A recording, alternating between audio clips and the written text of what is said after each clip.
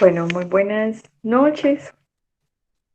Vamos a esperar 2 minuticos y damos inicio a lo que vamos a ver hoy.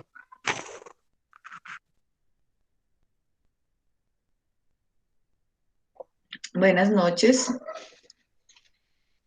Buenas noches. ¿cómo está? Muy bien. Bueno, eso me alegra muchísimo, profe. A mí también me alegra que todos estén bien. Muchas gracias.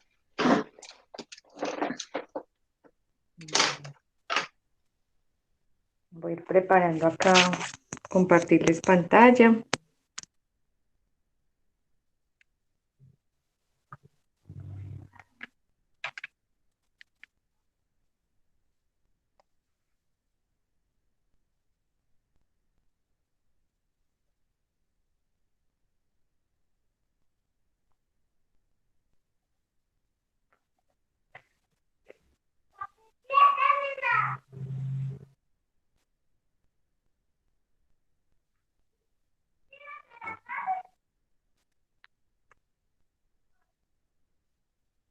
Voy a organizar acá, subiendo unas cosas.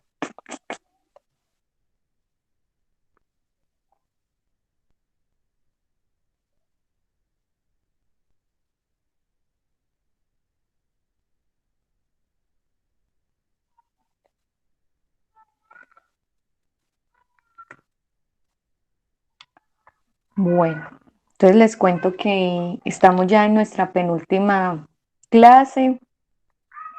La otra semana ya estamos terminando. Por eso les he solicitado encarecidamente que, digamos, hasta el 9 envíen actividades para yo poder tener el tiempo de calificar, retroalimentar y empezar a evaluarlos en Sofía Plus.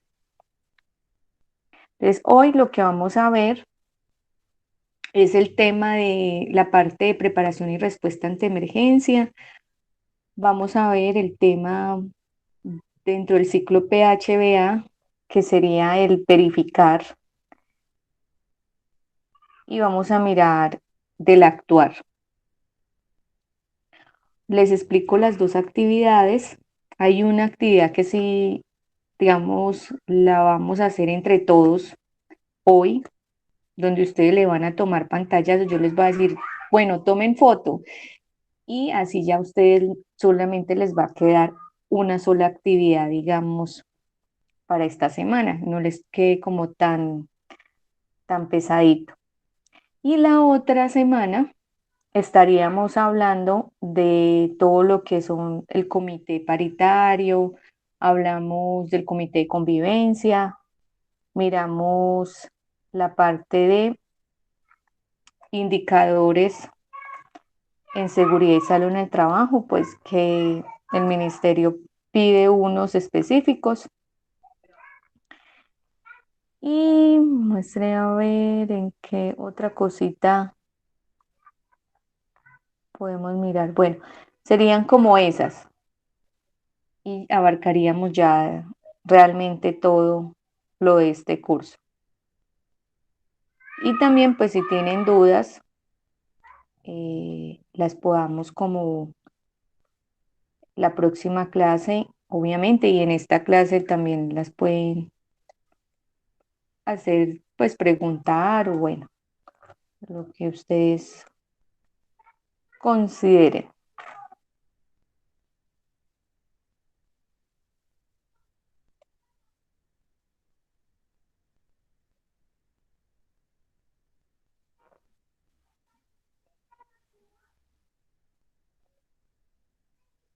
Bueno, entonces ahí les estoy compartiendo la presentación frente al tema de prevención, preparación y respuesta ante una emergencia de desastre.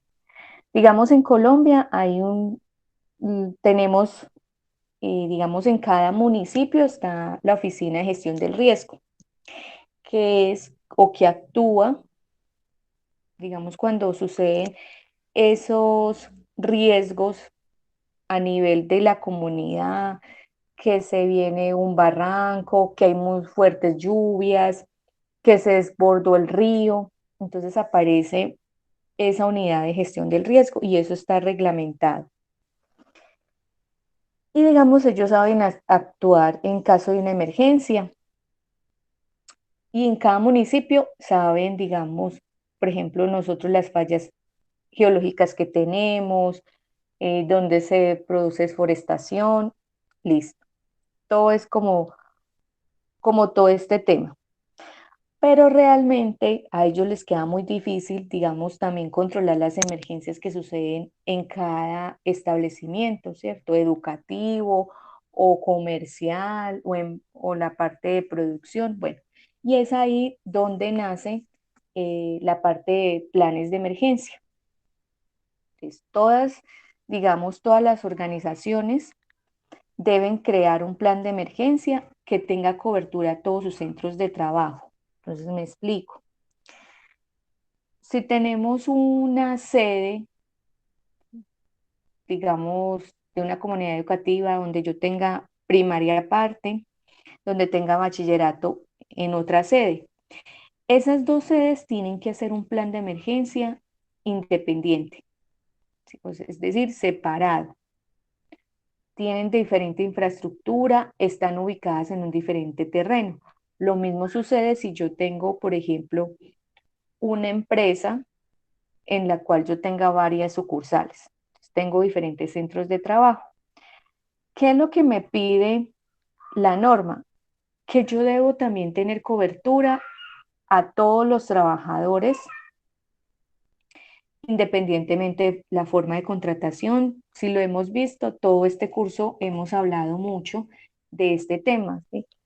Ay, es que yo soy provisional, yo soy de prestación de servicio, yo trabajo solo medio tiempo, a mí me pagan ya por horas. Bueno, entonces ese establecimiento debe tener como esa cobertura también en ellos. Y si pasa algo, pues debe saber actuar. Lo otro es que también tiene una cobertura hacia proveedores. Digamos, en la institución educativa llega el que a la tienda y la tienda la tenemos subcontratada con una señora. Entonces, esa institución educativa es responsable de lo que le pase a esa señora. Pero también si les da, por ejemplo, por entrar, ay, entró el de Postobón, entró el de Coca-Cola, entró el que trae las papas rellenas, bueno, y así sucesivamente, también es responsable. Y lo mismo sucede, digamos, en una empresa. Es que entró el proveedor de papel, de las resmas, de la papelería. Ah, bueno, entonces tenemos que cuidarlo como cobijarlo. A visitantes, soy un almacén, llego a comprar ropa en ese almacén, en ese momento sucede un temblor, se supone que ese almacén debe estar preparado frente a esa emergencia. Y lo mismo sucedería en la institución educativa, ¿cierto? Con la comunidad entonces de los padres de familia, pero también de los estudiantes. ¿Y qué es lo que busca? Que respondamos de manera adecuada, efectiva ante esa emergencia con el fin de prevenir esos riesgos, los cuales pueden generar alguna pérdida o una lesión. Entonces aquí es donde aparece ese término de amenaza, que es un peligro, sí, que es la fuente donde se da, pero acá el peligro, digamos, ese peligro afecta a esos trabajadores, a esa comunidad en general, pero también va a afectar una infraestructura, a diferencia del tema anterior, que vimos que el peligro es la fuente, igual que se materializa ante un riesgo cuando ya está el trabajador ahí a esa exposición de ese riesgo. Y ahí es donde aparecen las enfermedades laborales, los accidentes laborales.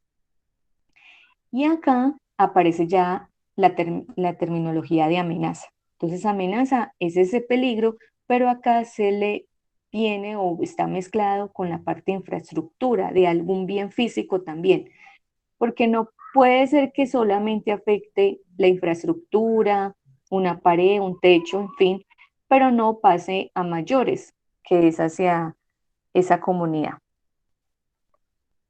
Bueno, lo otro es que si, digamos, tenemos varios turnos, hay empresas que tienen hasta 3 turnos o 2, en todos esos turnos debe existir personas que puedan, digamos, mitigar una emergencia o que sepan actuar. O desde mi plan de emergencias yo coloco y especifico que, digamos, tiene que hacerse o tiene que estar eh, enfocado a todos esos turnos de trabajo. ¿Qué es lo que nos pide el ministerio? Que tengamos una identificación de todas las amenazas. Es lo que nosotros llamamos como el inventario. Que identifiquemos esos recursos disponibles. Por ejemplo, yo tengo recurso humano. Ah, sí, los brigadistas. Bueno, yo tengo un recurso tecnológico. Ah, sí, es que yo tengo walkie-talkies, bueno, un sistema de alarma. Y yo tengo recursos financieros. ¿Con qué puedo yo apalancar, tener ay, se me trabó la lengua, apalancamiento para esos recursos como tal? Se analiza el tema de vulnerabilidad de esas amenazas. Este término vulnerabilidad es cuando ya esa amenaza afecta a esa comunidad. Entonces, la amenaza, por ejemplo, de una explosión en el restaurante escolar, ¿sí? Y la vulnerabilidad es cómo esa amenaza de esa explosión va a afectar a esa comunidad. Entonces, en este caso sería, digamos, a las señoras que están en la cocina. Y finalmente, uno formula el plan de emergencia, que es un documento bastante amplio en donde uno especifica ahí qué es lo que debemos tener y que muchas veces no colocamos. Los planos de instalaciones y rutas de evacuación. Cuando uno va, por ejemplo, a Ucumarí, cuando vamos a Consotal, Parque El Café, uno se para en un lugar y aparece, digamos, ahí especificado, usted está aquí, ¿sí? Y le muestran a uno el mapa del recorrido que uno tiene que hacer caminando. Eso serían como el mapeo de ese lugar. Pero aquí lo que nos hacen referencia es coloque el plano de sus instalaciones, pero en ese plano identifique esas rutas de evacuación. Es lo que uno a veces ve en algunas empresas colgadito, las rutas de evacuación. Entonces uno ve dentro del plano que están unas flechitas de color verde, a dónde se debe dirigir uno, o usted está aquí. Y fuera de eso, uno debe dejar en ese plano, digamos, dónde están los hidrantes de agua. Tenemos que dejar también especificado, por ejemplo, dónde está la camilla, dónde podemos encontrar un botiquín. Los planos de evacuación casi siempre, o sea, es como para los terceros, ¿sí? Y por normativa se tiene que hacer. Si digamos uno está en una empresa, en una organización, no es que no hay recursos, porque en realidad los planos son costositos, porque los toca hacer a escala, pues hagamos algo sencillo, ¿sí?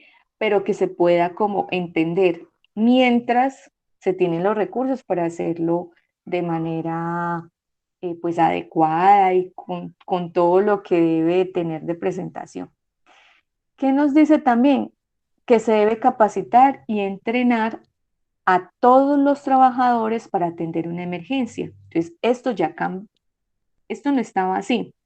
Antes de que saliera todo el tema del decreto 1072, digamos, en las empresas uno sabía que existían un, una brigada de emergencia y que eran unos cuantos los que sabían primeros auxilios, sabían cómo hacer una evacuación, pero también sabían de pronto cómo era, digamos, apagar un incendio.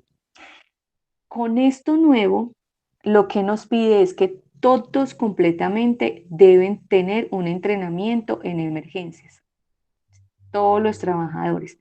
Entonces aquí viene, es que yo soy provisional, es que yo soy por prestación de servicios. Así sea provisional y de prestación de servicios, si la empresa sí lo considera, debe asistir a esas capacitaciones, que sí deben ser, y esa es la responsabilidad que tienen esas personas. Eso sí, se conforma, todavía esto sigue vigente, se conforma, se capacita y se entrena a esa brigada de emergencias. La brigada de emergencias por ley, pues no tiene, es que de tanto a tantos trabajadores ustedes van a tener tantos brigadistas. Pero sí hay una ley en minería, y esa es la que se utiliza o la que siempre uno está trabajando, que más o menos el 30% de la población trabajadora es la cantidad de brigadistas que deben de tener. ¿Qué recomiendo acá con la brigada? La brigada es muy buena, pero si se hacen actividades como el campo. Entonces, muchas veces se crean como brigadistas por un día, ¿sí? O hacen el conato de incendio controlado y saben manejar el extintor, porque, vamos a explicar en la teoría, no es lo mismo cuando uno realmente está allá. Dice que se debe realizar el simulacro mínimo una vez al año, que la entidad o la institución quiera realizarlo más de una vez al año, lo puede hacer. Depende de qué, depende de esos inventarios de amenaza que haya identificado. Entonces acá lo que casi siempre se hace es que eh, la unidad del departamento de la gestión del riesgo a nivel nacional, pues dice más o menos, eso es entre septiembre y octubre, vamos a hacer el simulacro de evacuación, y muchas instituciones educativas y empresas se unen a ese simulacro nacional. Eso es, por ejemplo, para el sector público es obligatorio, y ya se están uniendo el sector privado. Entonces, digamos que se para todo en un momento. ¿Qué pasa con esos simulacros que solo lo hacen como en sismo, en sismo, en sismo, en sismo? Pero realmente uno tiene más amenazas dentro de ese lugar de trabajo. Los programas de ayuda mutua o planes, eso es algo también nuevo. Y aquí es dejar especificado cómo debe actuar esa organización frente a una amenaza que suceda a su alrededor. Entonces, si mi empresa linda, por ejemplo, con viviendas, y yo siempre coloco el ejemplo de la veladora porque es como el más común que sucede. Entonces, la señora dejó la veladora, no le puso agüita, bueno, en fin, eso se incendió, y cómo mi empresa va a pagar o va a ayudar a controlar ese incendio mientras que llegan, digamos, bomberos. Que eso ya se descontroló, que definitivamente no me voy a meter ahí. Bueno, entonces mi empresa tiene que, digamos, llamar a bomberos para que preste esa ayuda mutua. Que se están demorando, entonces lo hago. Y así sucesivamente. Si mi empresa está con otras empresas y la otra empresa se incendió, entonces yo lo hago. Eso es lo que se llama ayuda mutua. Entonces, tener ese, esa coordinación con los entes de socorro, ¿sí? Bomberos, Defensa Civil, Cruz Roja, gas, por ejemplo, gas natural. Si digamos uno se da cuenta que gas, bueno, es que hay un escape en una válvula de un tubo madre de Figas, pues no nos vamos a quedar quietos, ¿sí? Entonces ayudamos a controlar como la emergencia. Esto es todo lo que tienen que hacer dentro, eh, digamos, de la parte de preparación y respuesta ante una emergencia. Para el tema de los brigadistas, hay una norma que es la NFPA 600. Esa norma eh, trae todo sobre las brigadas industriales contra incendio.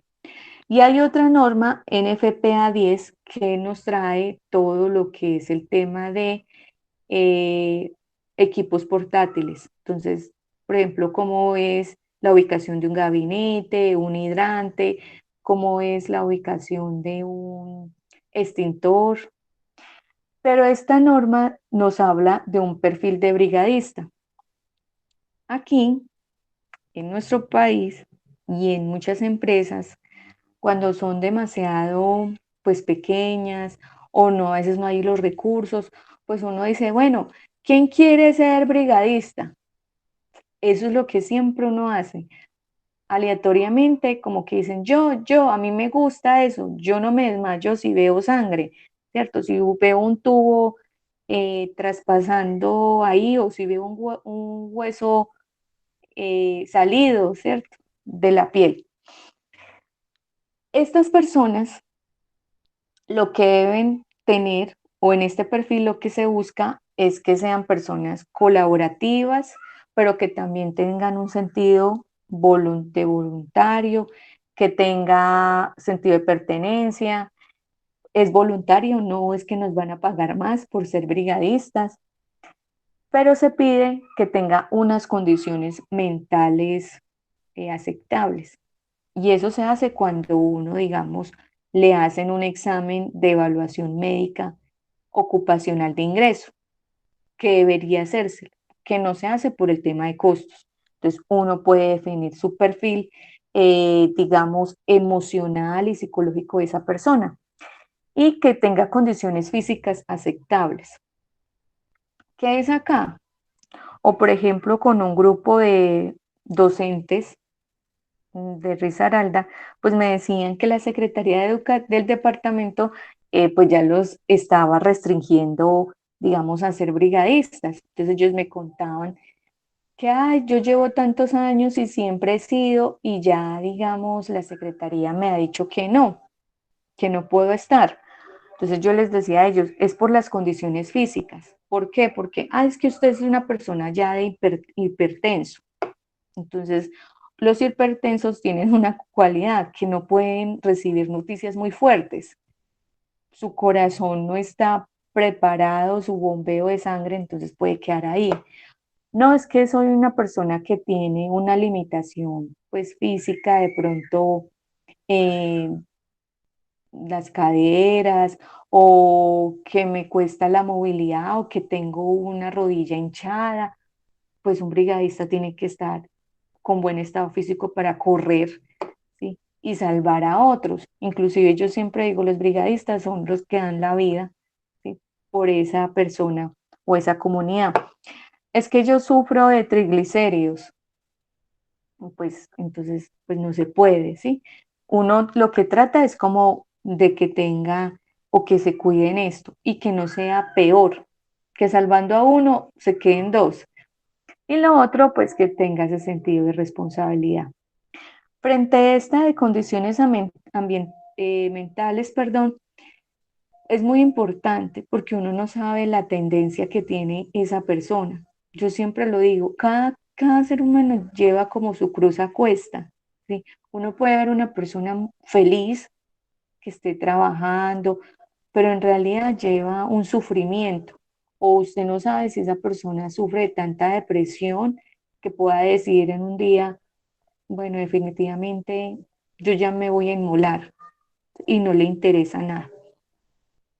Frente a este tema tengo una anécdota que me contaron en una empresa, una estación de servicios de gasolina, hicieron una contratación de una persona y en esa empresa pues ya estaban acostumbrados a tener una buena selección de personal y les hacían pruebas psicológicas.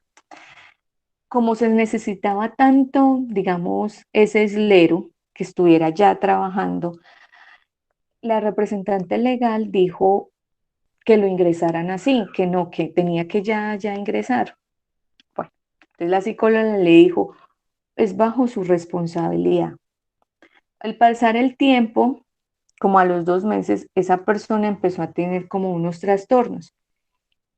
Y una vez él tomó, digamos, sacó de la manguera de gasolina ahí y empezó a botar gasolina sobre la isla y todo eso, hasta que vio otro compañero que estaba haciendo eso. O sea, y él iba a incendiar, iban a explotar todos ahí. Y todo es muy simplemente porque uno no hace pruebas de preingreso. Entonces, este perfil, las empresas grandes y con recursos sé que lo hacen. Cuando son empresas pequeñas o instituciones educativas, yo sé que no. Pero sí tratemos de buscar como que, digamos, en esta de condiciones físicas, es fácil porque nos podemos, por ejemplo, enfocar desde cuando uno le hace la parte de condiciones de salud a los trabajadores, esa encuesta, ellos comienzan a contar, por ejemplo, si tienen antecedentes, si sufren de alguna enfermedad. Y como ya se tiene que unir con lo del COVID también, que es esa misma encuesta sirve, le añade uno los ítems, por ejemplo, si ha sufrido de COVID, si en su familia, entonces también nos permite como tener insumos para acá. Y de condiciones mentales, pues si en la empresa, digamos, hay un psicólogo o en la institución educativa hay un psicólogo, pues ellos pueden hacer un test rápido o una entrevista rápido, bueno, lo que sea, y nos permite tener, digamos, esta información. Y así creamos o diseñamos, por ejemplo, nuestro perfil de brigadista y damos cumplimiento a eso.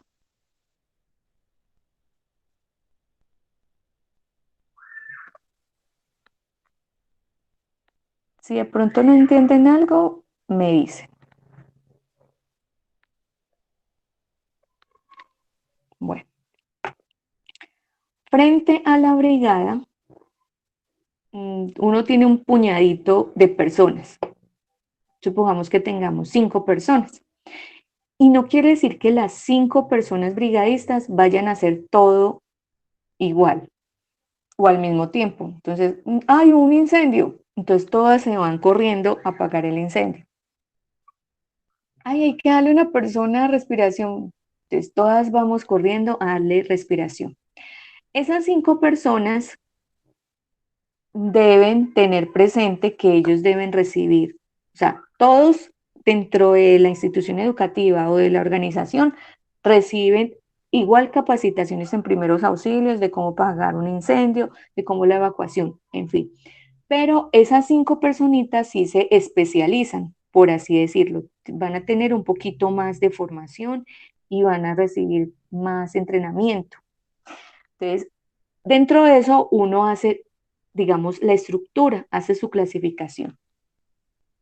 Para nosotros tenemos un grupo de control de incendio y ese grupo es el que se dedica referente a apagar o extinguir los incendios, los conatos de incendio, lo que apenas está como iniciando como tal, y espera hasta que llegue, digamos, Defensa Civil, bomberos o Cruz Roja para atenuar. Entonces hace como el enlace ahí.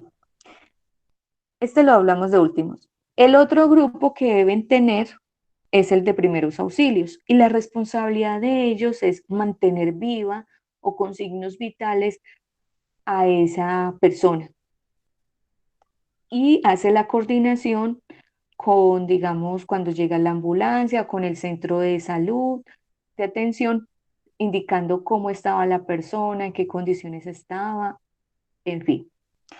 Y el grupo de evacuación, pues dirigen, digamos, la salida de ese establecimiento a un lugar seguro, que es lo que conocemos nosotros como el punto de encuentro. Y son los únicos que tienen, digamos, la libertad y también la responsabilidad de devolverse y mirar quiénes están, digamos, adentro de esa infraestructura para ayudarlo a evacuar. ¿Por qué? Porque hay personas que quedan en pánico. Este grupo de evacuación en realidad son, digamos, los últimos que salen de la edificación. Ayudan a evacuar, en forma redundante, vuelvo a utilizar la palabra, a todas las personas y a verificar. Y por último, pues está el grupo de búsqueda y rescate, que ese sí no aparece, digamos, dentro de nuestras organizaciones, sino que esto ya es mucho más especializado, que es, por ejemplo, Cruz Roja o Defensa Civil, que ya, digamos, ellos incursionan cuando en la infraestructura ya está, pues, caída. Entonces, son un grupo muy especializado. ¿Cuáles tenemos que tener? Grupo de control de incendio, grupo de primeros auxilios y grupo de evacuación. Que todo, solamente tengo 5. Bueno, entonces esos 5, pues uno les dice, bueno, ¿quién aguanta más, digamos, y sabe RPC para dar primeros auxilios? Ah, bueno, ¿quiénes van a ser de evacuación y quién es grupo de incendio? Cuando uno tiene, digamos, una población muy grande, una comunidad muy grande y hay muy poquitos brigadistas, prácticamente a eso les toca de todo estar. Así como para que tengamos presente, digamos, en el tema de acá de primeros auxilios, pues la utilización, digamos, de esa camilla. Por lo general uno entrega, digamos, a esa persona en una camilla y esa camilla pues se la lleva, digamos, la ambulancia. Entonces, ¿uno qué hace? Pues si ya está encamillado esa persona, pues le pide a la ambulancia que les deje la camilla que ellos tienen. ¿Por qué? Porque ustedes no se pueden quedar sin esa camilla. Entonces, esa es como la recomendación que les doy. Si no lo hacen, pues ustedes ya saben que se perdió la camilla en realidad. Bueno, frente al tema de los equipos contra incendios, ¿cierto? Está el extintor. Y el extintor tiene que tener, puede estar de dos formas. Uno que esté colgado, ¿sí? Más o menos uno lo que hace es que el extintor le llegue a uno hasta la cintura y esa sería la altura. No puede ser más de 1,50 porque recuerden que ya es un riesgo en altura, entonces peor. Tiene que estar demarcado, ¿sí? Esto es una franjita roja, por lo general, que debe estar también a nivel, pues, del piso, o a veces lo encontramos como ovalada, ¿sí? De 50 centímetros de diámetro, o puede ser cuadradita. Esa franjita tiene más o menos 5 centímetros de anchura y lo que hace es como indicar que ahí está un equipo contra incendio. Es de color rojito la cinta. Está también la parte de la señalización, ¿sí? Que es donde nos dice qué tipo de extintor es. Clase A, B, C, multipropósito, que según eso apaga de todo. Si sirve para todo, que es el de color amarillo que uno siempre, digamos, tiene. Pero hay extintores que, por ejemplo, son de color verde, que esos son en agua. Cuando uno va, por ejemplo, Arturo Calle, a un almacén, se encuentra uno un extintor de ese tipo para que no dañe las telas. Diferente sucede cuando uno va, por ejemplo, a un almacén de telas, uno ve el extintor amarillo.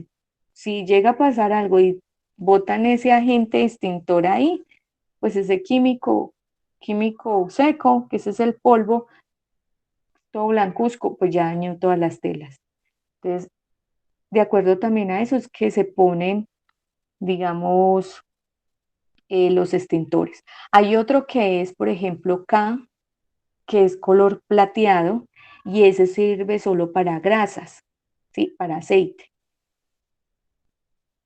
Y hay otro que es blanco, que uno lo utilizaba para los computadores, Surcaflan, que ya se ha cambiado también por uno grisecito, que es, por ejemplo, que no afecta tanto al medio ambiente, que no es tan tóxico.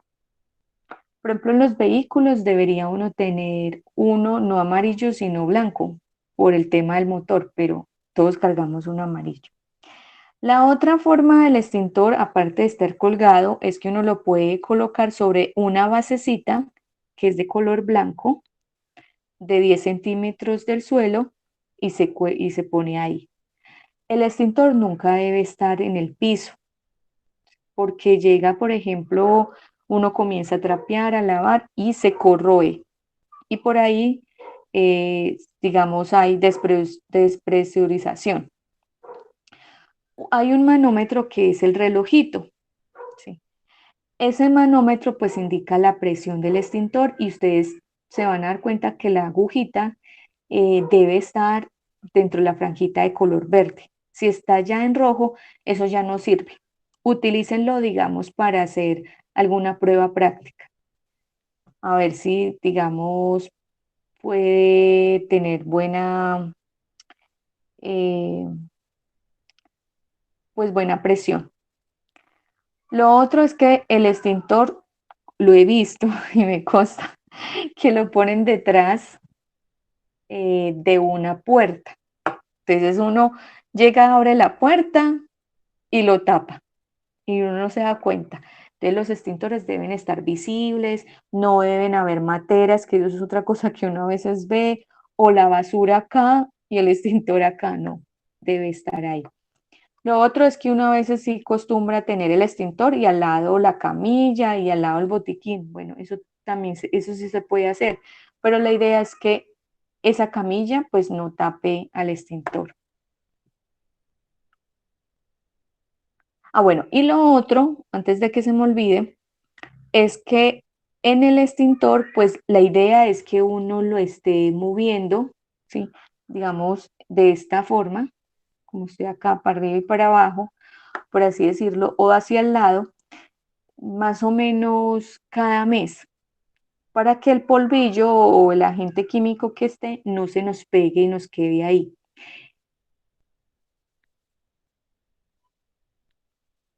Bueno, cuando ustedes ya estén en ese conato de incendio, esto no es para apagar incendios grandes, ¿sí? Por eso siempre digo conato de incendio, algo pequeñito. Lo que uno hace, esto tiene un pasador, se retira, algunos van a tener esta manguerita que es mucho más fácil manejarla que no tenerla. Si apunta sobre la base, digamos, donde está el incendio. Nunca lo apunten acá hacia arriba. Digamos, uno ve un montón de llamas y uno empieza a botar todo el químico, pues hacia arriba, ya eso no sirve. Y lo que hace uno es colocarse en sentido del viento. Si esta personita, por ejemplo, se coloca hacia este lado y el viento está acá, pues nunca lo va a apagar, porque el viento lo va a avivar, por así decirlo. Se debe tener una distancia prudente. Por ejemplo, cuando tenemos manguera, pues uno tiene más o menos 3 metros, 2 metros.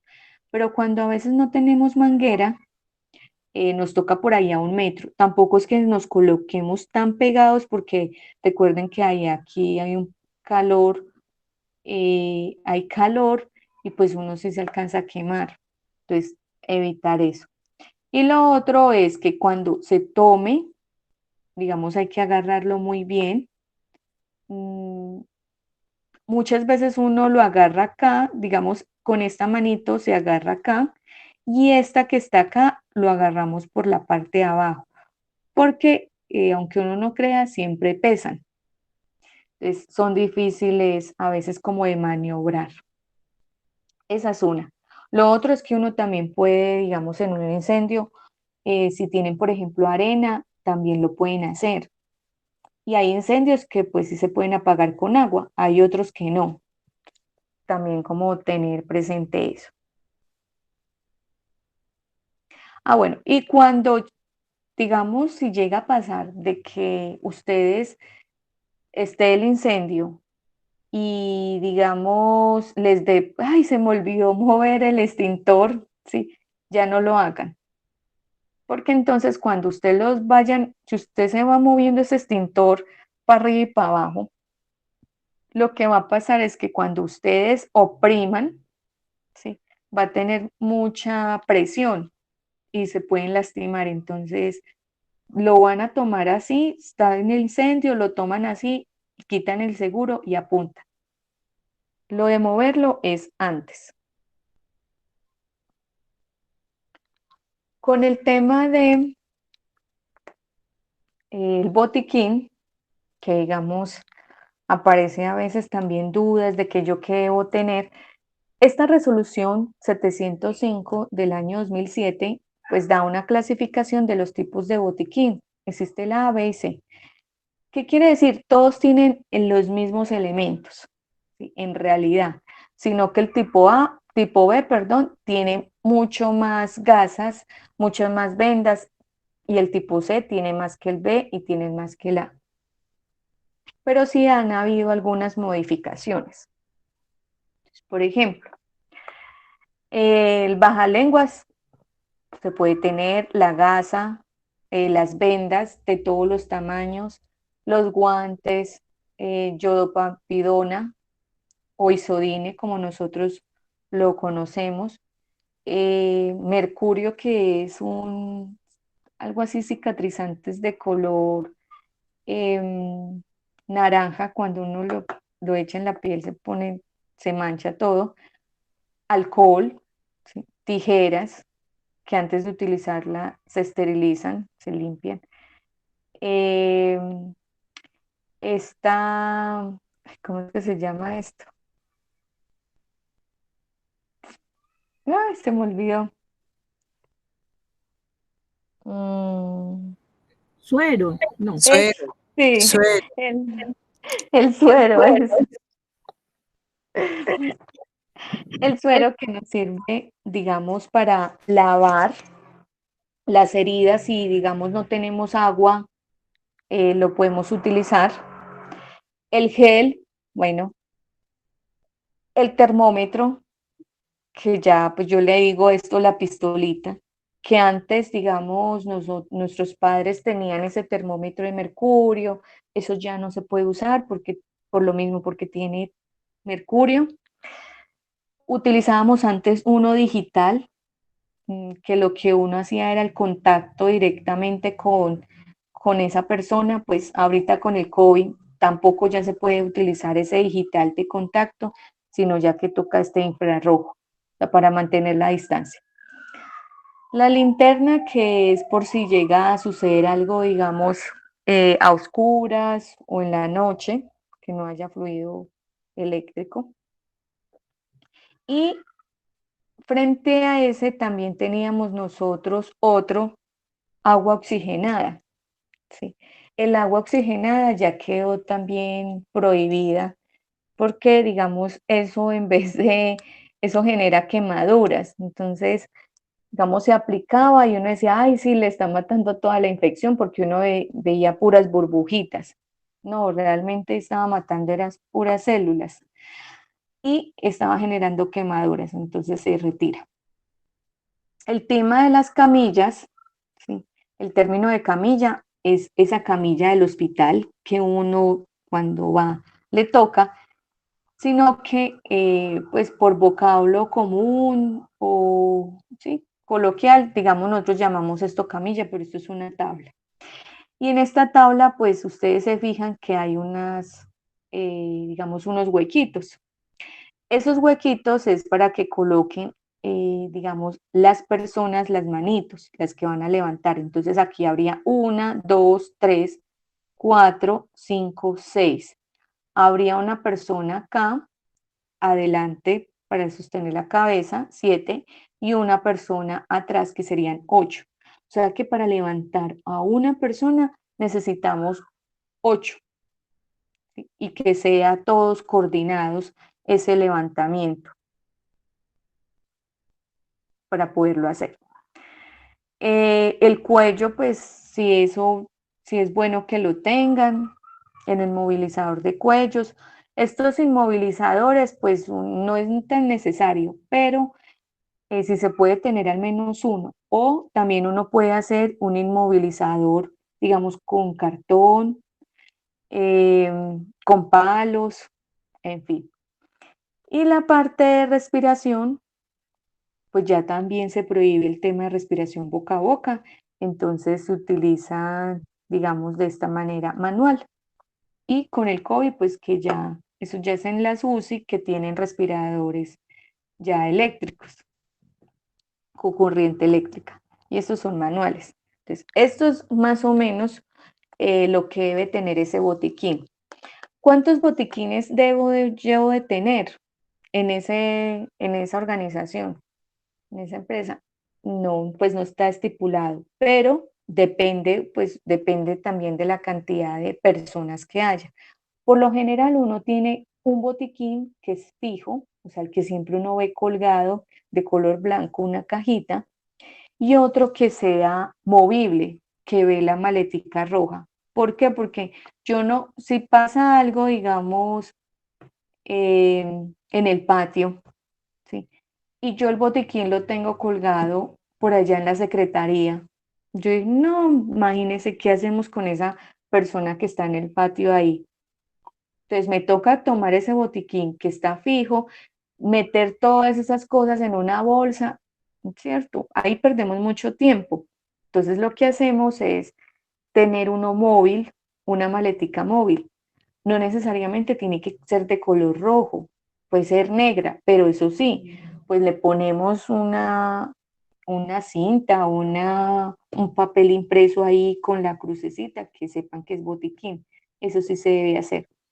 Lo otro es que se supone que el botiquín no debe estar sellado con candado, porque eso es para libertad, sino que sí se debe hacer un adecuado o un manejo responsable, porque hay muchos trabajadores que comienzan a sacar, ay, yo voy a sacar aquí algo que no sé qué, o muchas veces comienzan a guardar ahí pastas, ¿sí? El acetaminofén, la buscapina, no sé qué, el calmidón. No, ahí no se puede tener nada de pastas, a no ser que haya, digamos, un médico laboral, ni siquiera una enfermera. Tiene que ser un médico el que permita, digamos, y sabe el manejo de esas pastas. Por lo mismo, porque puede haber una persona que puede ser alérgica, que le puede ocasionar algo que se atore y se mete, digamos, esa entidad o ese establecimiento en problemas. Eso es lo que yo debo de tener. Entonces, voy a explicar, antes de pasar aquí a que miremos lo de gestión del cambio que es, voy a explicar lo que tienen que hacer. No vamos a hacer un plan de emergencia, nada de eso. Pero sí vamos a hacer eh, un inventario, por así decirlo, de las amenazas. Entonces, lo primero es que vamos a identificar, digamos, ese lugar, mi empresa, la institución educativa, de las profes que están, o mi casa. ¿Cómo es identificarlo? Bueno, Linda está ubicado en la carrera ta, ta, ta. Linda con ta, ta, ta. Pues tiene, digamos, ventanales, está realizado en guadua, en hormigón, es de concreto, tiene 3 pisos, 2 pisos, ¿sí? Listo, hacemos específico. Eso también va en el plan de emergencias. Inclusive uno acá dice que si tiene cuartos químicos, en fin. Después hacemos, yo les doy una serie, digamos, de amenazas. Entonces está amenazas naturales, amenazas técnicas, sociales y ambientales. Pueden cambiar, ¿sí? Ay, no, allá no se da esto de ataques de animales, pero sí da desbordamiento de río, entonces lo pueden cambiar. Y la frecuencia, pues aquí lo vamos a utilizar con esta metodología muy sencilla, que se vuelve subjetiva, que es muy probable, poco probable o probable. Un sismo en nuestra ciudad es muy probable, probable, poco probable. Supongamos probable, colocamos una X. Tormenta eléctrica, bueno, esto ya va siendo probable. Vendavales, sí. Ataques de animales, por ejemplo, donde yo vivo, no, esto es poco probable. Entonces lo califico. Hago lo mismo con las amenazas técnicas, accidentes de personas, intoxicación alimentaria, explosión accidental, personas atrapadas e incendio. Amenazas sociales, delincuencia común, asaltos y robos, sabotaje, azonadas y disturbios. colapso en el sistema de aguas residuales en la parte ambiental, derrame de químicos, colapso del sistema de recolección de residuos, falta de agua potable. Y pasan al punto 3. El punto 3, dentro del planes de emergencia, se llaman los protocolos de actuación. O sea, ¿yo qué hago antes, durante y después? Entonces, en las naturales solamente toman una. Por ejemplo, tormenta eléctrica.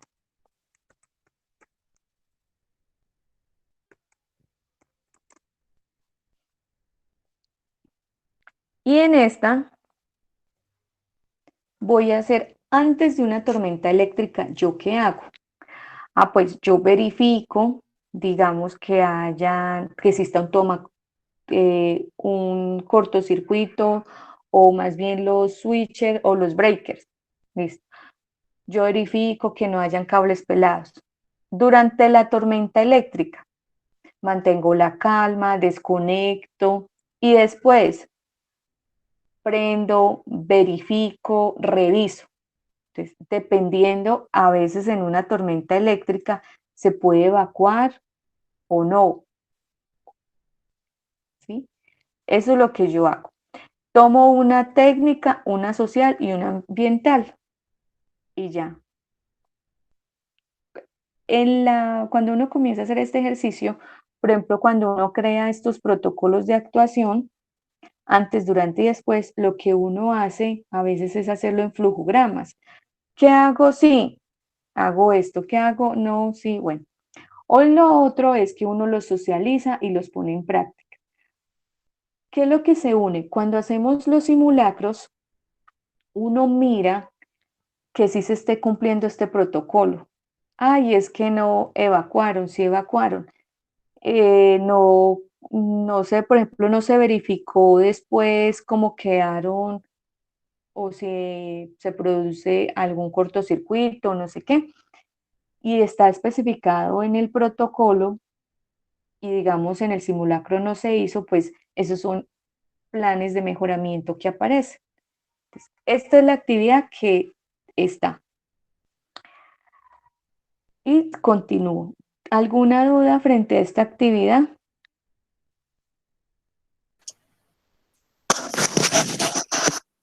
No, profe, yo creo que está claro. No, hasta ahí también lo siento claro. Sí, claro, profe. Bueno, listo. Y vuelve y juega. Lo pueden hacer grupal. Entonces, voy a continuar con el tema para llegar a la última actividad que la vamos a hacer pues en vivo. Aparece algo que se llama gestión del cambio. ¿Sí? Esa parte de gestión del cambio es algo nuevo, ¿sí? Y lo que dice el ministerio es que debe existir un procedimiento de eso de gestión del cambio y en el cual existan cambios internos que pueden ser, por ejemplo, nuevos procesos, metodologías de trabajo, instalaciones, contrataciones nuevas de personal, en fin, modificaciones, que pase de la tiendita a este lado, listo. Esos aparecen como, hago una lluvia de ideas dentro de ese procedimiento y digo, los posibles cambios de mi organización pueden ser estos. Por ejemplo, voy a adquirir máquinas. Bueno, cambios rotativos. Listo. Externos, por ejemplo, cambios en normatividad, cambios o conocimientos en seguridad y salud en el trabajo. Lo que no teníamos contemplado, porque yo nunca lo contemplé y nunca se me pasó por la mente, es por ejemplo una pandemia. Entonces, bueno, cambios externos, ¿cierto? Pandemias. Eso es lo que ya toca ingresarle a ese procedimiento. ¿Qué es lo que se tiene que hacer? Cuando existan estos cambios, se debe otra vez ir a valorar los peligros, o sea, esa matriz de peligros y riesgos que la vimos la semana pasada. O sea, cada empresa tiene ya calificados sus riesgos.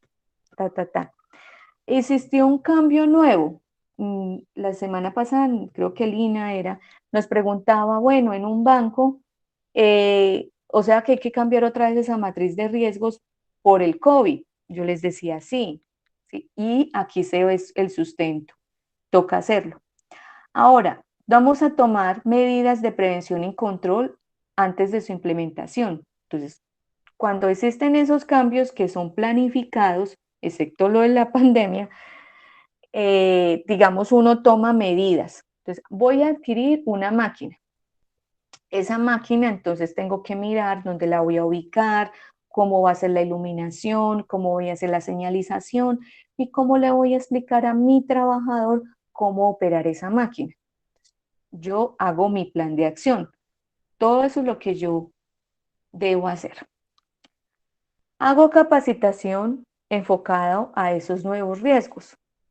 Listo. Puede ser que esa persona, digamos, no tenía contemplado el riesgo mecánico, ¿sí? Y ya lo tengo que explicar por qué va a operar esa máquina. Entonces le explico cómo se opera la máquina y que va a estar expuesto a un riesgo mecánico. Y hago modificación del plan de trabajo anual. Esta modificación de este plan de trabajo anual es lo que en las empresas hacen la evaluación inicial que yo les contaba, ese diagnóstico, y comienzan a hacer su plan de trabajo, así como nosotros de profe hacemos la planificación de nuestras clases, ¿sí?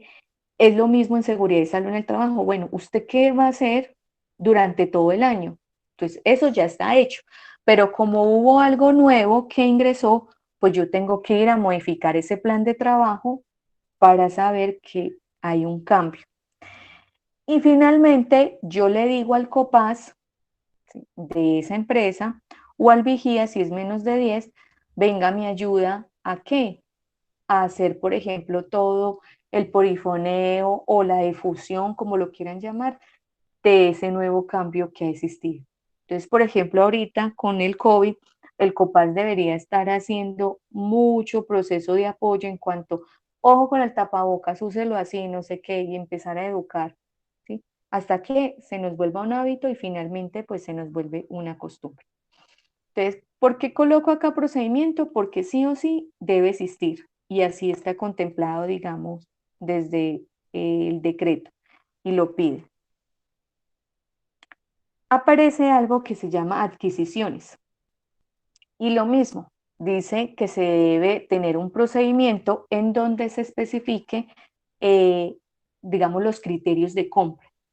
Frente a calidad, por ejemplo, las empresas que tienen calidad, entonces es muy fácil porque entonces uno dice, ah, bueno, yo voy a comprar unas sillas. Entonces yo qué ver, ¿cuáles criterios hay?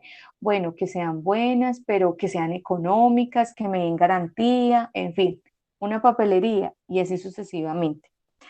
Aquí en seguridad y salud en el trabajo, pues nos piden también algo de esa parte de adquisiciones. Entonces, creen un procedimiento en donde expliquen cómo va a ser el proceso de compras en esa empresa y cuáles serían los criterios. ¿Qué pasa aquí? Entra todo el tema de seguridad. Entonces, ejemplo, vamos a, digamos, a recargar un extintor. ¿A dónde lo llevamos? O sea, a cualquier proveedor o realmente a un proveedor que no nos vaya a limpiar o a pintar inclusive ese cilindro y no le cambie el químico o el agente. Entonces, no nos sirve. Vamos a contratar, por ejemplo, vamos a adquirir, digamos, unas caretas, ¿sí? Esas caretas, pues si no las compro en un lugar donde me den garantía, me den una buena calidad, pues terminan cayéndose, entonces no me sirve de nada.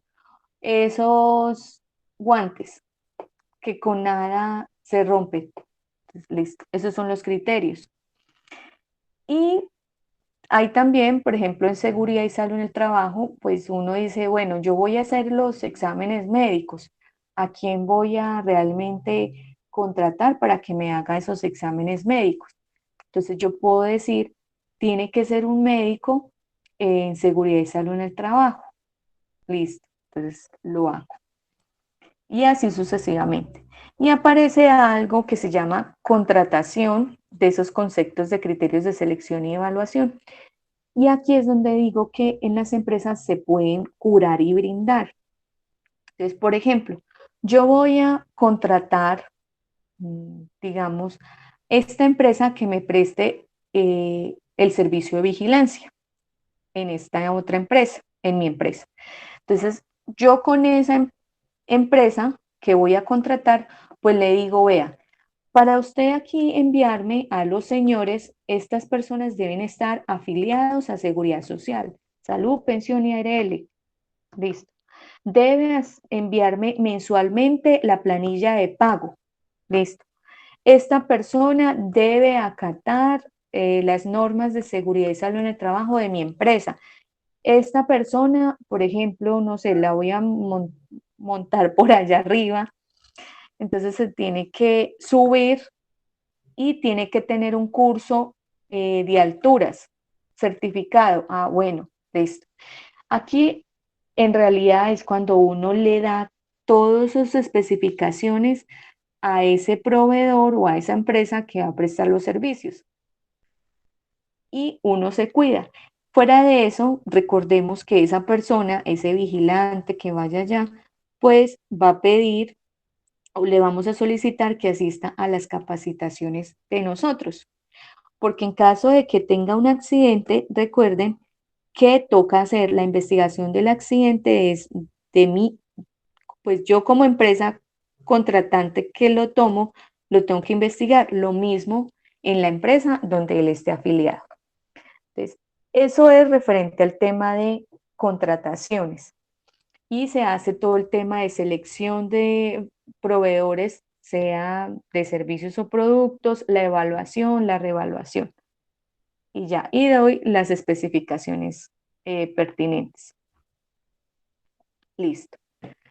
Frente al tema de debe verificar, esta norma pide algo que es auditoría. La auditoría pues la hemos tenido en algún momento, solo que aquí se va a enfocar a seguridad y salud en el trabajo. Entonces, la auditoría se dice que es un proceso independiente que se debe dejar documentado, o sea, donde está plasmado, es decir, un informe, y se deja evidencias de esa auditoría. Y se compara con unos criterios, ¿sí? Criterios que normativos. Entonces, existen auditorías que son de primera parte, de segunda parte y de tercera parte. Las de tercera parte, inicio con esto, son con los entes de certificación, son los entes que están acreditados ante la ONAC. Y esos entes son como ICONTE, que nosotros conocemos, SGS, Buró Veritas, Qualicer, entre otros. La de segunda parte es cuando yo como empresa, ¿cierto? Que les estaba dando el ejemplo de que voy a hacer un convenio con esa empresa de vigilancia, pues yo voy a ir a auditarlos, a mirar si realmente en esa empresa se están cumpliendo las normas de seguridad y salud en el trabajo. Entonces yo voy y hago una auditoría de segunda parte.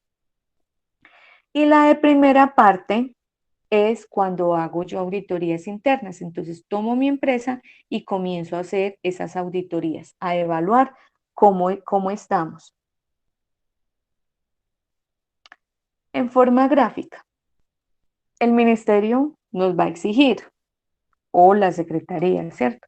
Que aparezca una auditoría anual, que tengamos un programa de auditoría, que esa auditoría se haga con planificación o participación del COPAS, que cuando se haga la auditoría, pues se comunique, digamos, los hallazgos a la área específica donde se produjo. Y que esa auditoría, pues, puede ser por personal interno, ¿sí? Pero que no tengan relación con esta área o proceso. Y nos dice que la selección de ese personal auditor no implica necesariamente aumento en planta existente. Pero el tema auditoría pues es un poquito más complejo porque se dice que la auditoría pues tiene que hacerse con una persona competente. Y una persona competente de nosotros, o lo que dice la normatividad dice idoneidad, y la idoneidad se entiende como competencia. Y aquí la competencia, digamos, frente al tema auditoría, entra otra norma, que es la ISO 19011. Y esa ISO habla de competencia del auditor cuando que tiene unos conocimientos, es decir, una educación, eh, tiene una educación, digamos, para el trabajo, o sea, los cursos, tiene experiencia y tiene habilidades, pues ya lo define. Y se planean de acuerdo a un programa de auditoría. Y el programa, pues son unos acuerdos que se tienen donde se especifica la fecha de auditoría, en qué tiempo, los criterios, en fin, lo dejo hasta ahí. Y el plan de auditoría, perdón, es decir, en forma detallada, por ejemplo, yo a qué horas voy a ir a auditar a Magdalena o a qué horas voy a ir a auditar a Carolina en realidad. Entonces lo dejo plasmado en el plan de auditoría. Pero pues eso, digamos, el ministerio sí se quedó cortico frente a eso.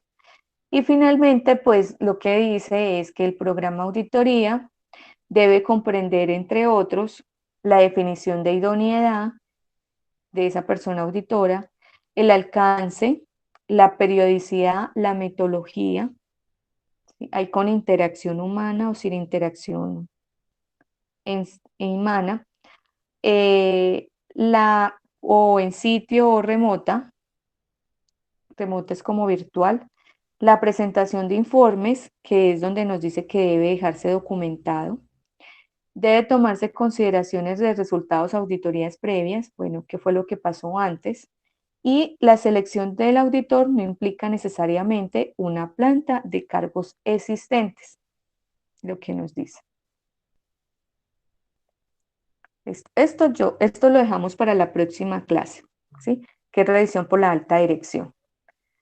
Pero sí, después cuando se hace todo el tema auditoría, o inclusive antes de la auditoría, aparece algo que es la mejora continua. Entonces uno comienza como a documentar todo.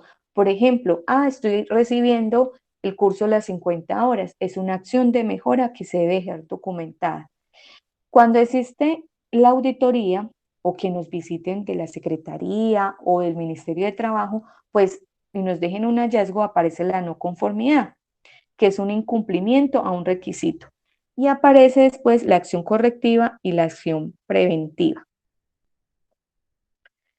Y frente a la acción correctiva y preventiva, digamos, se hace todo un análisis de causas, que se identifica el hallazgo, lo que ocurrió, se hace la descripción del hallazgo, por ejemplo, no se evidencia que en la empresa se tenga la capacitación en primeros auxilios, Se realiza el análisis de causa, si ustedes se acuerdan, cuando empezamos a hacer, digamos, el tema de accidentalidad, yo les expliqué varias metodologías de análisis de causa.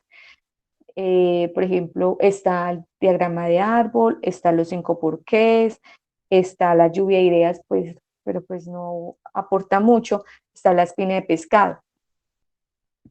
Aparecen acá esas metodologías, toman una. Se define el plan de acción, se ejecutan esas acciones, se verifica si se está cumpliendo y se verifica la eficacia de estas acciones. Y finalmente se hace el cierre del plan de acción. Y el plan de mejoramiento que debe contener unas actividades concretas, un responsable porque tiene que haber un doliente, se define el plazo. Aquí es muy importante, muchas veces uno es muy específico.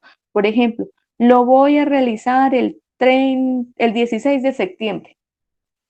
Yo cuando hago esto, definir el plazo, yo siempre digo, lo voy a realizar en septiembre 2020. Yo ya veré si lo hago el primero, a mitad o a finales. Y así, digamos, cuando hiciste una auditoría, pues no me clavo vulgarmente, como uno llama, el cuchillo. ¿Qué recursos yo necesito para hacer esa actividad? Por ejemplo, en el tema de capacitación a las personas en primeros auxilios, pues buscar un capacitador, el salón, buscar también ayudas audiovisuales, en fin, dar el refrigerio que no falta. Y finalmente, la evidencia. Eso es lo que tiene que tener el plan de acción. Algunos, este es otro formato que tiene un plan de acción, la actividad, el responsable, la fecha de ejecución, la fecha de seguimiento, comentarios de ese seguimiento, cómo van, ¿sí? La acción correctiva o preventiva fue efectiva, sí o no, y fecha de cierre de la acción. Ahora sí voy a explicar la otra actividad, que la idea es que la hagamos aquí.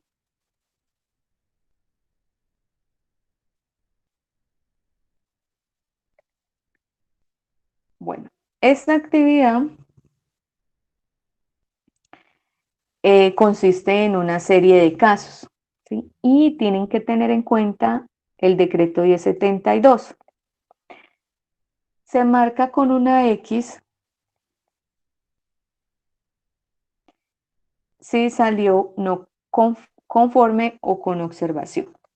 Entonces, lo que yo voy a hacer son 4 casos, ¿sí? Yo voy a hacer los 2 primeros, ¿sí? Y a ustedes les va a quedar los otros 2 para hacer.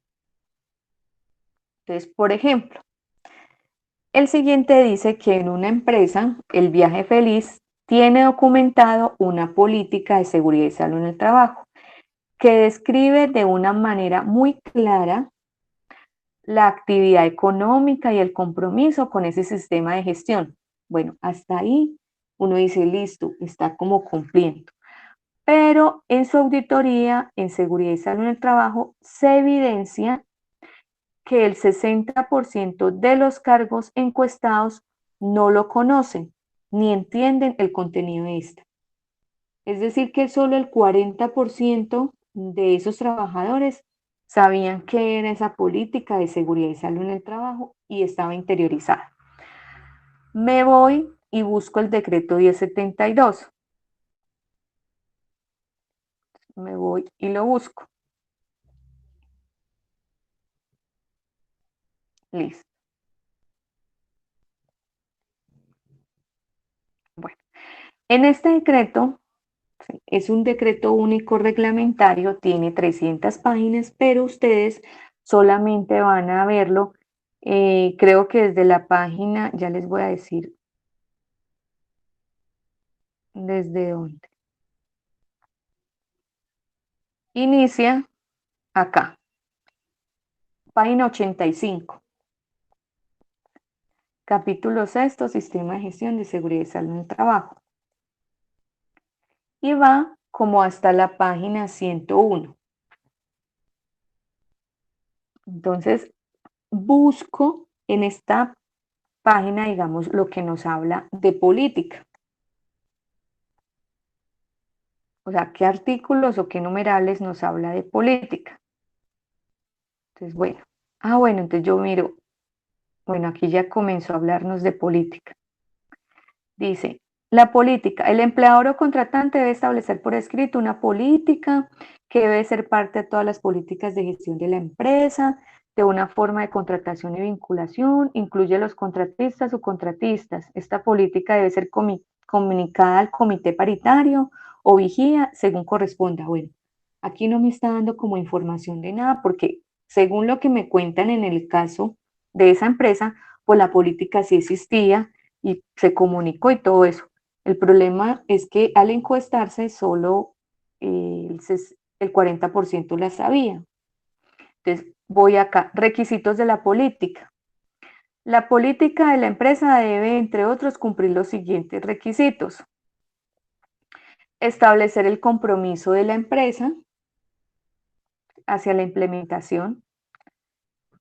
Ser específica para la empresa y apropiada, su naturaleza y peligros. Ser concisa y redactada con claridad, estar fechada. Bueno, en el caso no me dicen nada de eso, es decir, que sí estaba con todo esto que está cumpliendo. Debe ser difundida a todos los niveles de la organización y estar accesible a todos los trabajadores y demás partes interesadas.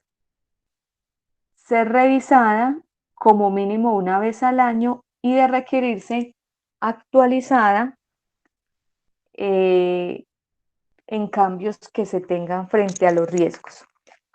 Si yo veo el caso que me dice que solo el 40% la conoce y está interiorizada, quiere decir que en esa empresa están incumpliendo ¿qué?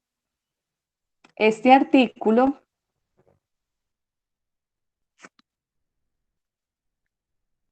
¿sí?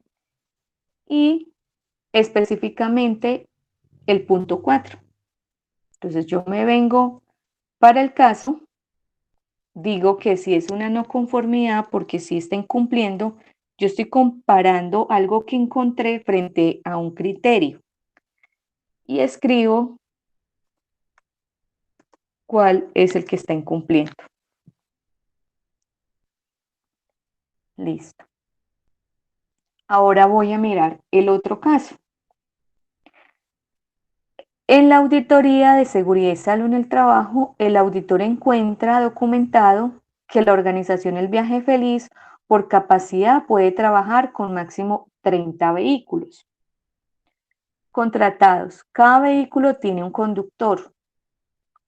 El auditor evidencia que la organización tiene afiliados 20 conductores a seguridad social, pero además se encuentra que es frecuente que los contratistas subcontratan vehículos para cumplir con las demandas del contratante y no se controlan los riesgos de dicho subcontratista.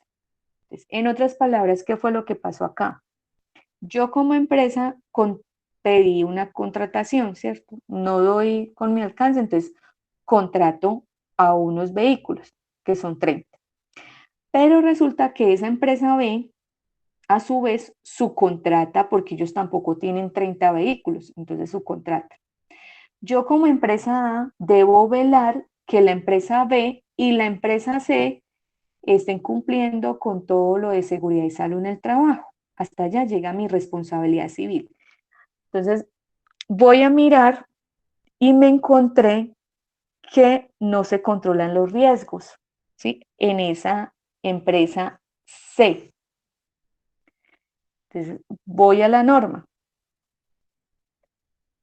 y busco dentro de ella algo que me hable sobre la parte de los contratistas, que lo acabamos de ver, que fue la parte de contrataciones, que yo les contaba que con el vigilante, que no sé qué.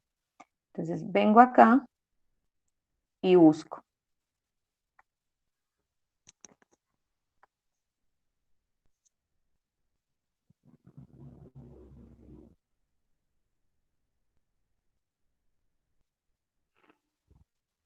Ay, ya me fui mucho.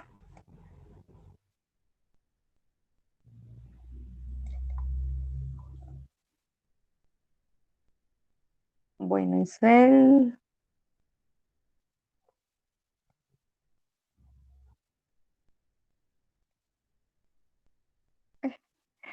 28.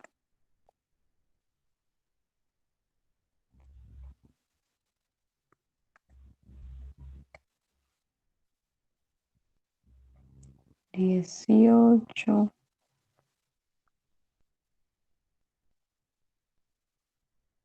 Listo. 2.24628. ¿Qué nos dice aquí? El empleador debe adoptar y mantener disposiciones que garanticen el cumplimiento de estas normas en seguridad de su empresa por parte de proveedores, trabajadores dependientes, trabajadores cooperados, misión, contratistas y sus trabajadores o subcontratistas durante el desempeño de las actividades objetos del contrato. Para este propósito, el empleador debe considerar como mínimo lo siguiente. Entonces, nos pide unos requisitos. Incluir los aspectos en seguridad y salud en el trabajo, en la evaluación y selección de proveedores, procurar canales de comunicación frente al tema de seguridad, verificar antes del inicio del trabajo y periódicamente el cumplimiento de la obligación a la afiliación al Sistema General de Riesgos Laborales. ¿Sí? Me dice informar a los proveedores y contratistas al igual que a los trabajadores de este último, previo al inicio del contrato, los peligros y riesgos generados y específicos en sus zonas, incluidos las actividades rutinarias y no rutinarias. Durante cada año la rotación. Y me dice que instruir a los proveedores en misión, contratistas o subcontratistas sobre informarle acerca de los presuntos accidentes y enfermedades, verificar periódicamente que se cumplan. Listo. Entonces yo ya sé que es por el tema de contratación. Entonces vuelvo al caso. Y miro que en esa empresa lo que se estaba presentando es que si se tienen afiliados, ¿sí? Pero solo como a 20 conductores. Y que fuera de eso hay unos que subcontratan y que estos no se controlan los riesgos. Entonces yo vengo otra vez acá y yo digo, bueno, verificar antes del inicio y periódicamente el cumplimiento de la afiliación. Entonces yo ya puedo decir que puedo colocarle que hay una no conformidad, ¿sí? Hay un incumplimiento de acuerdo a qué? A este artículo del decreto específicamente sobre el tema de afiliación a seguridad social, que esto es súper importante. Entonces, listo. Punto 3.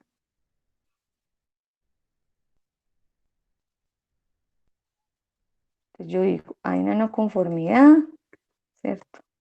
Punto 3. Ay, aquí me faltó algo, lo que yo llamo el apellido, ¿cierto? O sea, ¿de dónde yo tomé eso?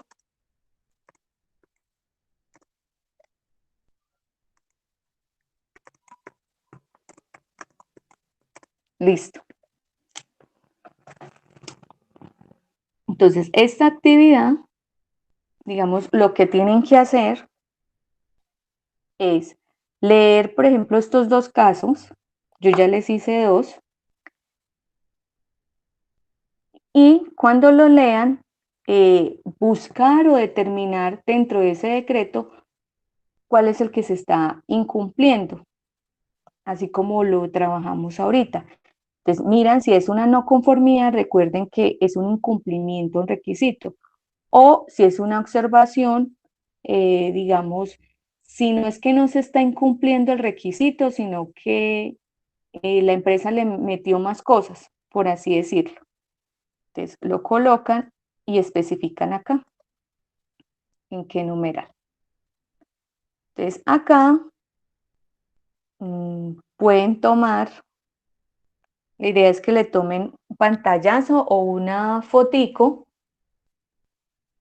para que los tengan ya hechos y los puedan poner, digamos, en el trabajo.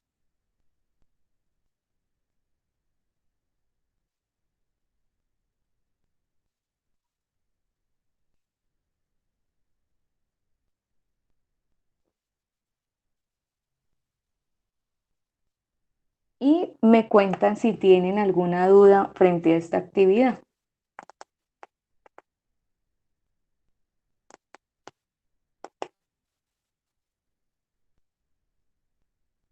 Profe, qué pena.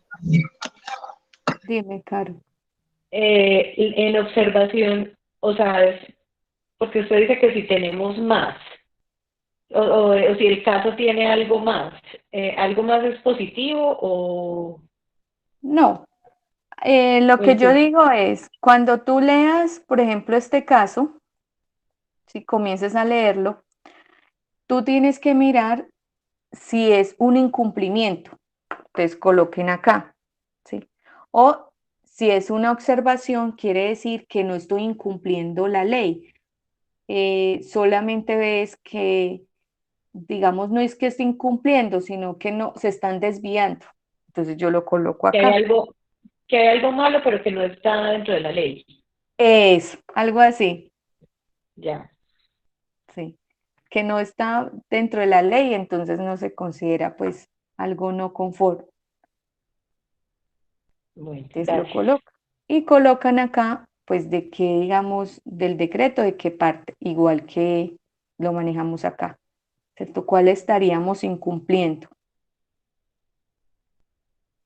Obviamente esto, la idea es que estas actividades estén hasta el 9, recuerden que son 5 actividades, entonces cuando nos veamos el 10, pues digamos yo les voy a explicar esto, vemos el tema de revisión por la dirección, indicadores, COPAS, vigía y comité de convivencia, o sea, lo último que nos falta.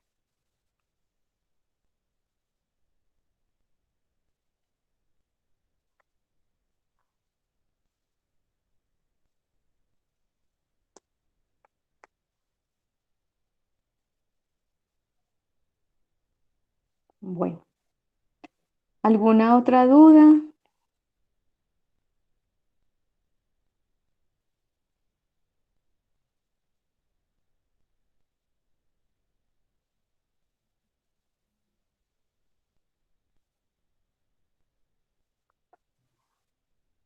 Bueno, entonces, no siendo más,